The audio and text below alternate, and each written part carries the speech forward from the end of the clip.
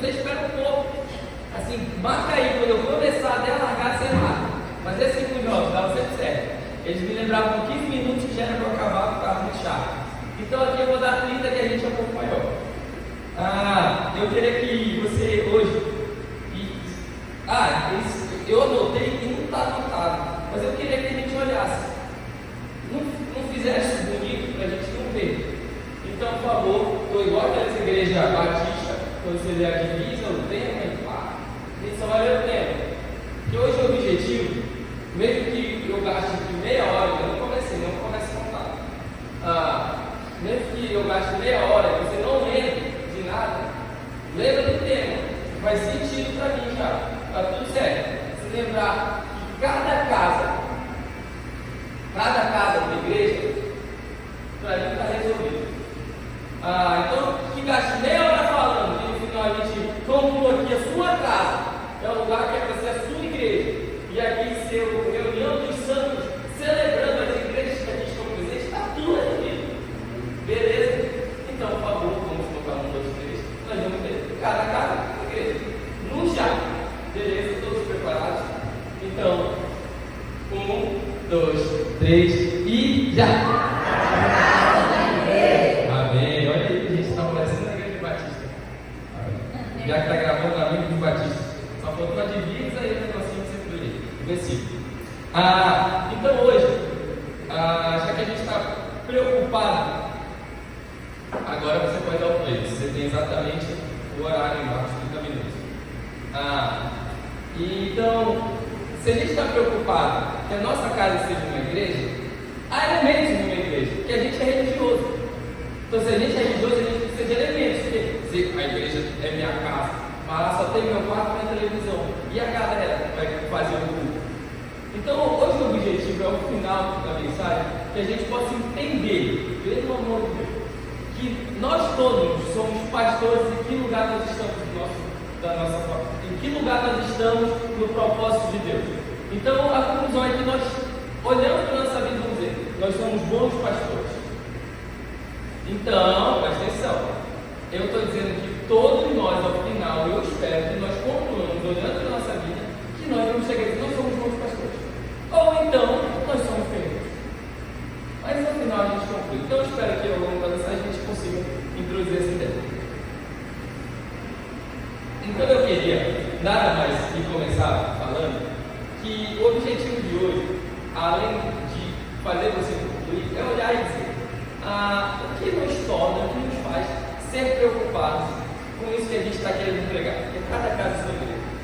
Nós estamos nos baseando, querendo que você entenda que o amor é a revelação de tudo que nós precisamos. E por que eu estou falando isso? Porque nós tratamos o amor como uma coisa base que nós vamos abrir um cofre de vez em quando nas nossas atitudes. A gente abre o cofre, tira, o amor está aqui, pega o amor e usa. E parece que o amor está sujeito à nossa vontade, certo? Então parece que de vez em quando a gente olha para o amor e ele está lá e ele está sujeito à nossa vontade. Nós abrimos o baú do tesouro, tiramos ele e ele está sujeito à nossa vontade. Mas não foi isso que Deus disse. Porque Ele gerou em nós uma coisa de como nós somos. Mateus, então, o que quer dizer? Que o amor é a substância da qual nós somos feitos. Então, o amor não é uma coisa passiva. Não é aquilo que eu tiro de uma caixa e uso quando eu quero. Mas o amor é aquilo que faz eu tomar as decisões que eu preciso. O amor não é aquilo que é passivo, mas ele é ativo. Eu quero que isso se entre na nossa vida. Eu quero que você olhe, porque eu vou começar com a cena onde Deus trata o amor de uma maneira mais plena possível. Porque é na parábola do bom pastor. Por quê, Mateus? Porque lá ele vai mostrar como um homem reflete da maneira plena e mais possível o amor. E eu queria que você abrisse lá em João 10. Eu queria que não botasse, que a gente está aqui pela frente e todo mundo tem seu aplicativo. Não estou nem contando que é a Bíblia. O aplicativo já está servindo. E eu acho que vai ter uns irmãos que vão abrir o aplicativo da Bíblia faz tanto tempo que ele vai atualizar agora. E aí, Daí aquele negócio que não abre, né? Eu sei porque eu já passei por isso. Então, a gente acha, você vai lá em João 10. Onde está João 10? João 10 é o quarto livro da Bíblia do Novo Testamento, se não me engano, João 10. Todos estamos lá? Amém? Então, é que a gente está rápido assim. E João 10 é a palavra do pastor. Então, vamos lá. Eu vou ler, são 18 versículos. Aí eu vou tentar ler rápido, porque é grande, né? E tem vezes que não fica muito lendo, muito entendível. Eu vou tentar. E eu espero que você tente entender, e eu vou tentar falar, e juntos a gente vai tentar fazer o que entendeu. No final a gente conclui que a gente amou o pastor. Amém. Então é verdade, nos digo que quem não entra no curral das ovelhas pela porta, mas sobe por outro lugar, esse é o ladrão salteador. Aquele, porém, que entra pela porta, esse é o pastor das ovelhas. Para este o porteiro abre, as ovelhas ouvem sua voz, eles as chamam, as suas próprias ovelhas pelo nome e conduz para fora. Depois de levar para fora todos os que lhe pertencem, vai à frente delas e elas o seguem, reconhecem sua voz. Mas de modo nenhum seguirão um estranho, pelo contrário, fugirão dele, porque não conhecem a voz dos estranhos. Jesus fez essa comparação, mas não compreenderam o sentido daquilo que ele falava. Então Jesus fala novamente. Então Jesus disse mais uma vez: em verdade, eu digo que eu sou a porta das ovelhas. Todos que vieram antes de mim são ladrões e salteadores, mas as ovelhas não tiveram ouvidos. Eu sou a porta. Se alguém entrar por mim, será salvo. Entrará e sairá e achará pastagem. O ladrão vem somente para roubar. Esse versículo você conhece. Esse aqui, mano, está lá na porta. O ladrão vem para matar, roubar e destruir. E eu vim para quem eu vim e vida com mudança. Eu sei que você ouviu sobre isso. E você era terrorizado. Eu sou o bom pastor dá a vida pelas ovelhas. Eu queria que a gente só parasse com isso. O bom pastor, eu sou o bom pastor dá a vida pelas ovelhas. Versículo 11, vamos chegar. O mercenário que não é pastor, que não pertence às ovelhas, vê o lobo chegando, abandona as ovelhas e foge. Então o lobo os arrebata e as dispersa. O mercenário foge porque é mercenário e não se importa com as ovelhas. Eu sou o bom pastor, conheço as minhas ovelhas e elas me conhecem, assim como o Pai me conhece e eu conheço o Pai e dou a minha vida pelas ovelhas. Ainda tenho outras ovelhas, não deixar por risco.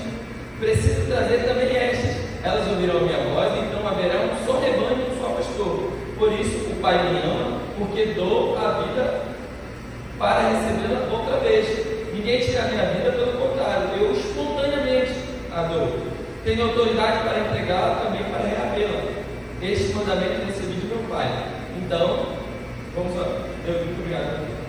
Obrigado que essa mensagem possa transmitir ao coração dos nossos irmãos aquilo que o Senhor nos entregou. Então, Pai, por favor, nos ajude essa noite a compreender de uma maneira clara e mais possível tudo aquilo que o Senhor botou no meu coração, Pai. Em nome de Jesus, amém.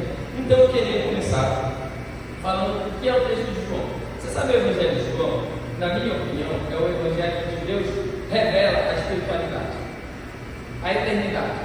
Porque em Mateus, você vê muito bem. Você vai lá em Mateus 1 e diz assim, logo nos primeiros capítulos, o que ele fala? Ele apresenta Jesus com a sua genealogia. Ele apresenta Jesus lá. E lá no meio da genealogia de Jesus, ele diz que ele é filho de Davi. Então, ele garante para nós que Jesus, sendo filho de Davi, ele é rei de Israel. Ele pode assumir. Então, para o judeu, lendo aquilo, ele aceita. Mas o Marcos, ele não nem põe isso, porque já que Jesus é o rei dos judeus, o judeu não vai aceitar o rei se sacrificar. Então, Marcos começa explicando que ele é também um bezerro, um homem que veio se entregar. Marcos nem falou que Jesus era rei, ele só falou que era um bezerro. Por quê? Para poder Deus cumprir essa vocação. E Lucas é onde a gente vê aquela série do cara, Jesus, filho do homem. Então, Jesus, ele é tanto um rei, ele é tanto um cordeiro que se entrega, e ele é tanto um homem para salvar a humanidade. Mas em João,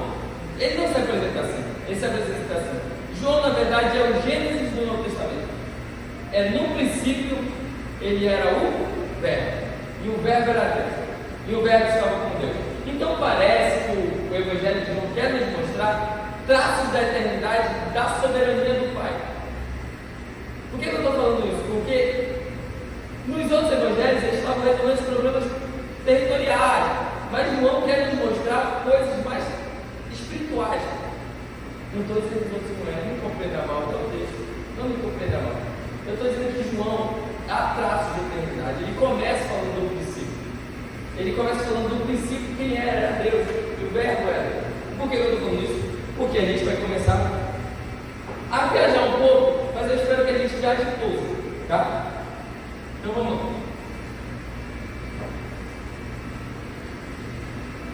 lá. Versículo 1. Eu não vou ler todos, mas eu vou citando algumas coisas. Em verdade eu digo que quem não entra no curral, nas ovelhas pela porta, mas só pelo lugar, esse é ladrão salteador.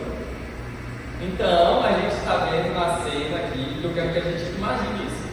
Porque isso eu quero que você trate hoje na sua vida. Que a gente está falando sobre um pastor, e depois a gente vai aplicar isso nas nossas caixas. Jesus está falando sobre o aprisco. O que é o aprisco? É onde as ovelhas moram, ficam. E Jesus fala que o aprisco, olha aí, o aprisco é um lugar que dá para entrar por onde? Pela porta, no versículo 2, ou pulando, que ele está falando. Entra no curral, ó. Quem não entra no curral das ovelhas pela porta, mas sobe para outro lugar. Então eu quero que você olhe para mim e olhe que o aprisco não é um lugar totalmente protegido ou blindado. Agora olhe para a sua vida e olhe para a sua casa, que é isso que a gente está tratando. O lugar onde você está, que é onde você vai fazer a sua igreja, não é um lugar totalmente blindado, porque é o aprisco. E Jesus está falando que há pessoas que não entram pela porta, porque quem entra pela porta é o bom pastor, e quem não entra pela porta é o salteador. Por que eu estou falando isso? Porque a gente tem uma ilusão da religiosidade no nosso coração, que é onde a divindade está. Onde a divindade está, o negócio é protegido pra caramba. E aí eu tenho uma ideia pra gente pensar. Você viu o Éden? Você conhece o Éden? O Éden é um lugar onde quem estava? Adão e Eva, quem? Deus.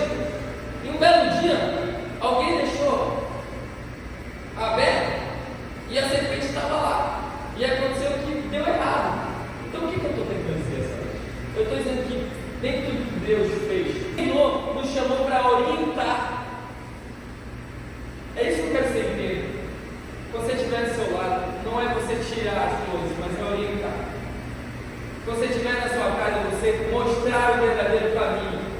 É entender que não é terceirizar a sua responsabilidade, não é mandar para uma igreja esperando que a igreja o proteja, mas é no seu lado você dar totalmente condições de orientação para que essas crianças sejam seguras, e não as crianças que você dá. E você só vai conseguir encontrar isso na segurança do Senhor, que é a sua vocação, é encontrando a palavra do Senhor. Então vamos lá. E aí a gente chega. E aí eu queria usar um exemplo. Imagina, Deus, você fica falando isso aí de orientação, e como é que eu consigo entender essa orientação do Senhor para a minha vida? E aí o nosso próprio Deus deu uma ideia. Ele estava lá no Éden e disse assim: eu quero fazer um negócio. Vou fazer sozinho? Ele disse assim: vou fazer o Adão. Ele disse sozinho? Não. Ele disse: eu vou chamar os meus 2 membros de mim e vou fazer um conselho. E no conselho eu vou entregar o que eu quero. Eu vou fazer o que eu quero. Eu vou gerar o ser humano. Então, pensando desse mesmo motivo, eu penso: como ter uma orientação do Senhor? Somente em você.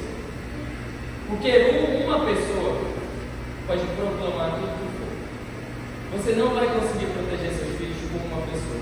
Mas se você em 2 mostrar o exemplo, que é isso que eu estou tentando falar, em exemplo, Em exemplo, você não vai só proclamar, você vai o quê? Estabelecer. Você não vai só informar daquilo que é errado, mas em dois, do seu lado, na sua casa como igreja, você vai estabelecer os parâmetros seguros para vocês seguirem a vida sem crise de proteção, mas seguindo a vida de segurança. Por que o Mateus está falando isso de novo? Para que a gente não entre nos nossos lares cheios de palpite. Porque o conselho de Deus não é uma reunião onde a gente dá só a nossa opinião. Não. O conselho de Deus é por isso que eu quero que você olhe para a vida dos seus irmãos e olhe para a vida da sua casa e entenda que unidos em Deus, vocês não vão achar a vontade de vocês, mas vocês vão encontrar e se realocar à vontade do Pai. Você consegue... Agora olha, diz para mim que isso não é coisa de Deus.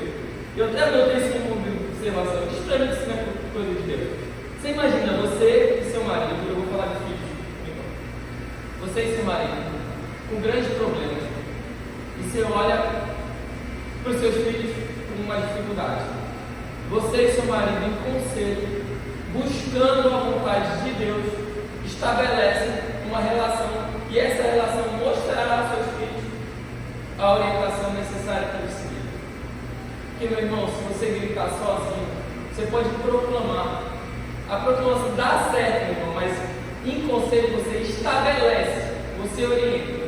E é isso que eu estou tentando falar. O pastoreado é no nosso lar em casa, em comunhão e em conselho. Tá, Mateus, eu vou continuar. Então, eu nem ainda faltam uns 15 minutos. Lá pelo versículo 4, o pastor fala assim: ele faz o quê? Ele chama para onde? Lá no 4. Ele leva eles para onde? Ele está no aprisco, eles vão para fora. Por que para fora? Porque o bom pastor, ele não está lá para deixar as ovelhas num ambiente só protegido. Porque parece que a gente cria nossos... Eu só sei falar disso, né? A gente cria a nossa vida fazendo a nossa bolha. Não, agora dá para fazer uma questão social. A gente faz nossos amigos na nossa bolha. A gente faz a vida seguindo a nossa bolha. Então a gente se fecha lá. E o pastoreado não é para isso. O que o pastor faz? Ele as leva para fora. Ele leva, sabe, para um ambiente? Um ambiente de insegurança. Olha a missão do bom pastor. O bom pastor, ele pega as ovelhas que não pediram ajuda, elas estão lá, elas não pediram ajuda, e as leva para fora. Eles saem de uma região protetiva, não blindada, mas protegida. Eles estão lá por isso. E as leva para uma zona de insegurança, para que, com a segurança da orientação do pastor, eles possam cumprir o seu propósito. Por que eu estou falando isso? Porque a gente já concluiu, o Lucas já pregou isso uma vez. Uma vez, no Salmos 23, né? O Senhor nos leva à parte verdejante, como ovelha. Depois a gente passa pelos vales da sombra da morte. E depois a gente é servido como ceia para o nosso inimigo. Por quê? Porque o bom pastor tirou a ovelha da sua zona de segurança, levou para a sua zona de insegurança, mas eles seguros. Então eu vou trocar a palavra, seguros não, convictos do seu propósito. É por isso que eu estou falando isso, mas Deus, por quê? Porque nós vivemos numa vida onde nós fechamos a nossa bolha e nós não conseguimos sair dela. E quando nós saímos, nós estamos tão atrapalhados. Essa palavra, tão atrapalhados que quando a gente sai, a gente não é convicto daquilo que a gente acredita. E sabe o que acontece? É o que Paulo trata lá em Gálatas. Nós somos levados por qualquer coisa. Porque nós só nos protegemos. Porque nós só nos botamos uma boia. E a boia fura. Mas se a gente tivesse entendido a orientação do bom pastor, que são nossos lares, que são nossos irmãos, onde nós estamos reunidos como bons pastores, nós seremos convictos da nossa vocação. Em qualquer lugar que nós fôssemos, mesmo que perigoso, nós estaremos seguros. Por que está falando isso? Porque eu ainda quero concluir no final. Eu sei que a gente vai encaixar, mas a gente vai chegar, vai pausar.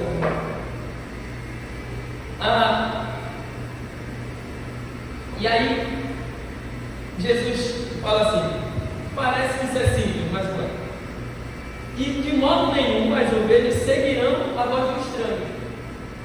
E a minha pergunta é: o que aconteceu com a gente? O que aconteceu com a gente? Olha o que Jesus fala: de modo nenhum as pessoas que entenderam a sua convicção ouvirão a voz do estranho. Óbvio que não. Porque eu já sei quem é o meu bom pastor. É óbvio que não. Mas, e ele está dizendo assim, Jesus está dizendo, elas fugirão, elas nem só ouvirão, elas fugirão. O que aconteceu com a gente? Que momento da culpa a igreja, como templo, perdeu o sentido? Sabe o que eu queria dizer? Que momento das nossas vidas, olhando para os nossos problemas diários, a gente olhou para um templo e disse: templo, resolve aí meu problema. Eu acho que é isso. É isso que ele está falando. Pessoas, no versículo ele diz assim: de modo nenhum seguirão um estranho. Pelo contrário, fujam dele, porque não conhecem a voz do estranho. A gente, sabe o que a gente está fazendo? É isso que eu acho que aconteceu com a gente. A gente botou no rito, na religião, a gente terceirizou o estranho para resolver nossos problemas. E aí a gente caiu num grande golpe do que Jesus está falando. De modo nenhum quem entendeu a convicção daquele que estava numa zona protetiva, mas ouviu a voz do pastor, com a relação que ele teve, saiu, ouviria, ele fugiria. E aí eu quero que a gente nunca perca isso. Aí eu pensava: Mateus, eu ainda não entendi. Aí eu quero que você leia o versículo 6 comigo, eu vou ler.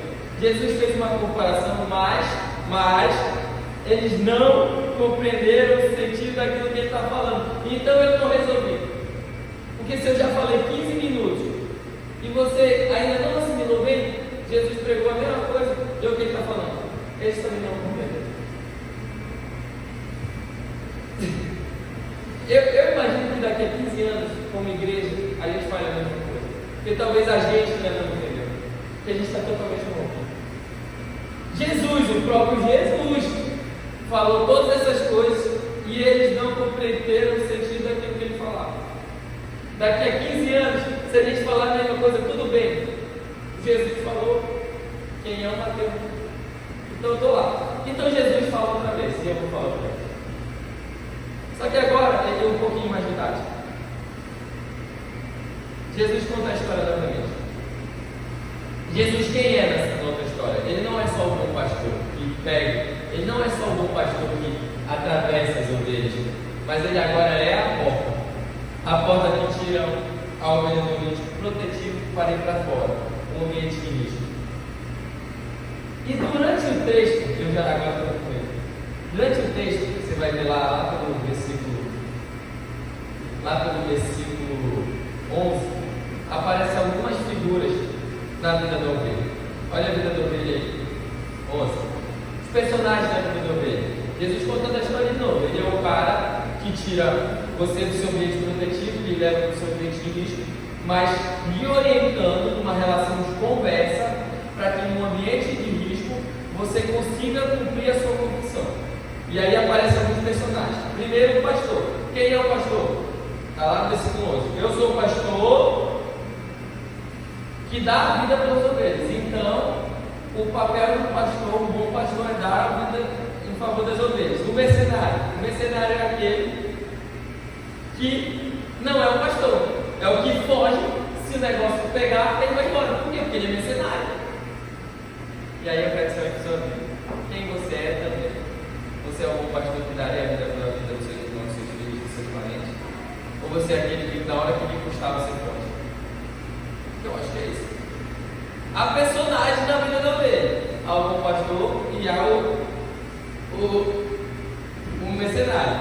E há o ladrão. O ladrão você sabe quem é aquele que veio para matar, roubar, destruir. É aquele que, se você que na região protetiva, ele consegue pular e lhe tentar. Você conhece quem é o ladrão? Então há várias pessoas na vida da ovelha. Há o bom pastor, preparado para se entregar. Há o assalariado, que está ali pelo dinheiro, se custar para ele, ele vai embora. Ao ladrão, que veio para lhe matar, roubar, destruir. O capeta. E ao bom, que é as circunstâncias da vida, que vem para lhe dissipar, dispersar. Ele vem para lhe atrapalhar. E aí, meu irmão, você vai olhar para o texto onde ele fala contigo, e aí eu vou concluir bem aqui, que é lá no versículo. Não vou concluir aqui, mas ele está aqui no final. Então, Mateus, com tudo isso que está falando, com todos esses textos que tu está dizendo, eu quero que você olhe e veja a vida da ovelha. O bom pastor, então, portanto, é aquele que conhece as suas ovelhas e elas o conhecem. Eu não estou dizendo que é necessário você entender o lugar que ele está te levando. Eu não estou dizendo que na sua casa, o seu filho, ou a sua mãe, ou o seu pai, ou o seu parente precisa lhe entender. Eu não estou dizendo que ele precisa lhe entender. Eu estou dizendo que ele precisa lhe conhecer. E lhe conhecer, ele vai ter a convicção que para onde você levar, vai dar certo. Essa é a convicção que eu quero que vocês tenham. Porque muitas vezes a gente tem vivido uma sociedade tão relativista que a gente quer entender tudo. E aí muitas vezes a gente questiona tudo e a gente não entende da experiência de umas pessoas um pouco mais velhas e umas pessoas mais novas, que mesmo a gente não entendendo os motivos da onde nós estamos indo, alguém que nos conhece e eu conheço ele, está nos levando para um lugar bom. É isso que Deus fez. A gente não entende muito bem o que ele está fazendo aqui, mas a gente conhece ele a um ponto de confiar e de ter convicção que ele vai nos levar para um lugar muito melhor. Não é crise de entender. Entender não, meu. Porque na sua casa, quando você brigar com seu filho, ele não vai te entender. Mas ele vai ser totalmente, ele vai ter convicção que ele lhe conhece. E você é a mãe dele. E ele é o seu filho. Então, no conhecimento dessa relação, você pode guiar ele e orientar para todo lugar. Não é mais questão de entender. Seu filho não precisa entender que aquilo é errado. Ele pode, claro que ele pode entender. Mas ele precisa primeiro confiar na sua relação. Ele precisa saber que seu pai dele que levará ele para o lugar. Porque isso é um pastoreado. E aí eu vou concluir que isso é um pastoreado. Porque esses caminhos não têm que ser. E aí eu queria que você olhasse lá no versículo, que é o que ele está falando. O bom pastor conhece as ovelhas, 14, e elas me conhecem, assim como, presta atenção, olha o que o Paulo está falando, olha como o bom pastor e a relação dele é. O bom pastor é para as suas ovelhas, elas a conhecem, como as ovelhas conhecem o pastor, assim como o quê? 15, pode botar aqui, Carol, 8:15. 8:15. Botou? 8:15. Não, 10:15. Obrigado. Assim como o Pai me conhece a mim, também eu os conheço. Olha a relação que ele está falando. O bom pastor conhece as ovelhas, e as ovelhas o conhecem, assim como o Pai conhece a mim e conhece o Filho, também eu conheço o Pai e dou ordem para tudo isso. Então, sabe qual é o ministério pastoral? Sabe qual é o ministério pastoral? É traduzir, é informar, é ensinar, é mostrar que nós temos que ter uma relação de tal nível que Jesus tem com Deus e Deus tem com Jesus. O ministério pastoral não é para salvar a sua vida. O ministério pastoral não é para estar correndo atrás de você. O ministério pastoral é para traduzir a relação que o pai tem com o filho e o filho tem com o pai. E a relação deles é muito boa. A relação deles é como se eles fossem a Trindade perfeita. Se olha a beleza disso e o tal grau da nossa missão é muito difícil, mas a gente vai conseguir enquanto Jesus voltar. É muito difícil porque a gente olha e diz como que nós teremos a relação que de Deus teve com Jesus, Jesus teve com Deus, a ponto deles entregarem a sua vida em favor de muitos irmãos. E aí eu queria no final, agora sim, que você conclui, olha. Então, cara,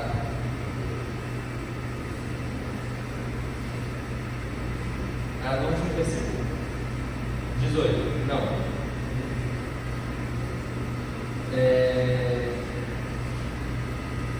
18. Então, se o ministério pastoral não é a tradução para salvar os outros, mas sim a tradução de uma relação tão estável, que foi tão bonita, que foi Jesus se entregando em favor dos seus irmãos, é a mesma relação que ele passa para os seus filhos. Que olha o que o pai dá no 18. Não tira a minha vida, pelo contrário, eu as dou espontaneamente. Tenho autoridade para entregá-la e também para reavê-la. Este mandato eu recebi do meu pai. Olha o que Jesus recebeu do pai. Jesus recebeu de Deus que ele precisava entregar a sua vida em favor do seu irmão. Então, o que é o ministério pastoral? É você vir aqui à igreja e cantar? Não. Sabe por que não? Porque louvor Deus tinha no céu. E Lúcifer deveria ser melhor que você. A adoração, talvez não também. Porque Lúcifer era melhor que você. Na excelência, Lúcifer era melhor. Só que Lúcifer não teve a relação que Jesus teve com o Pai. Isso é o mistério pastoral. Deus não é um Deus que está fazendo de tudo para você se ajoelhar aqui e adorar Ele. Deus é um Pai que está usando o poder de Deus para aumentar a sua família. Porque a adoração Deus tinha no céu. O anjo canta melhor que nós, meu irmão. Você vê aqui eu tocando, uma tristeza. Mas você vê, Deus, Jesus veio à terra para se entregar. Deus usou todo o seu poder de Deus para se tornar um pai e construir uma família maior. Então você vai olhar agora para a vida do irmão, você vai olhar para a vida de Jesus e dizer assim: Jesus era o quê? O único? Ou eu vou chamar de último? Pode ser também, porque ele era o único filho, para o último filho. Deus entregou o seu papel de último para ser o quê? Penúltimo. Então, a entrega que Deus mandou Jesus fazer é a mesma entrega que Ele está mandando seus outros filhos fazer. Eu vou entregar tudo que tenho para eu ser o penúltimo. Porque eu quero concluir, eu quero concluir dizendo: ame o seu próximo como? Esse próximo, você acha que é o que está perto? Ame o seu próximo, porque é o próximo que vai ser gerado. Você consegue ver o que eu estou querendo falar? Ame o seu próximo, porque ele é o próximo que vai ser gerado. Então você vai deixar de ser o último, vai passar a vez para o outro filho. Então você vai ser o penúltimo, o outro filho vai ser o último, e esse que entendeu agora, saiu da sua zona protetiva, foi para a zona de segurança, mas entendendo a convicção do propósito, se entregando em favor dos seus irmãos, ele não vai ser mais o último, ele vai ser o penúltimo. E assim o ciclo da vida segue. Então, na sua casa, é assim que você vai pastorear a sua casa. Você, em conselho, vai tomar as decisões da sua vida. E em conselho, você vai olhar e dizer: agora eu vou entregar tudo que eu tenho para minha casa. Porque na minha casa de entrega eu vou ter muitos filhos de Deus. E muitos filhos de Deus revelam o quê? A sua glória. E aí é o último texto. Você já ouviu a parábola das 100 ovelhas? Eu ia cantar, mas eu acho que é muito triste a música. Você já viu os 100 ovelhas? E todo mundo sabe a história. Eram 100 ovelhas, juntas de uma flecha. Uma se perdeu, 99 ficaram. Na parábola das 100 ovelhas, que eu vou concluir agora, pode começar a levantar a mão se você quiser. Na parábola das 100 ovelhas, você tem alguns personagens, mas os principais são um cara que vai atrás das ovelhas, ok? Todo mundo? E alguém que se perdeu. Então eu quero que você olhe para essa igreja e diz: quem é o cara que vai atrás das ovelhas? O bom pastor. Tem esse cara. E tem a ovelha perdida. Então na parábola que Jesus contou, existem dois personagens somente. E só dá para ter essa vida. Ou você é o bom pastor, ou você é o bom pastor, ou você é o ovelha perdida. Então Jesus está contando essa história para a gente olhar para essa igreja agora, nesse momento. E quando você olhar para essa igreja, que você não pastoreia aqui. Seu lugar de pastoreio talvez seja lá fora, talvez na sua escola, talvez na sua casa. Mas ou você está no estado de um bom pastor, ou você está no estado de ovelha perdida. E agora eu quero que você olhe para cá. Eu tenho medo, isso está no meu coração. Por isso que eu acho que eu estava meio emocionado. Eu tenho medo da gente estar se reunindo num rito religioso, invocando a divindade, e nós todos sermos ovelha perdida. Porque lá fora nós não estamos sendo bom pastor. Porque não dá para ser os dois. Só dá para ser ou bom pastor ou ovelha perdida.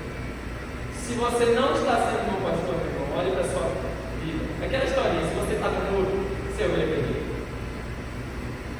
Porque se você aqui nessa igreja não está percebendo que é bom pastor, se na sua casa você não está pastoreando, se na sua escola, no seu trabalho você está pastoreando, eu lhe garanto, só há dois personagens da história: o bom pastor ou a ovelha perdida.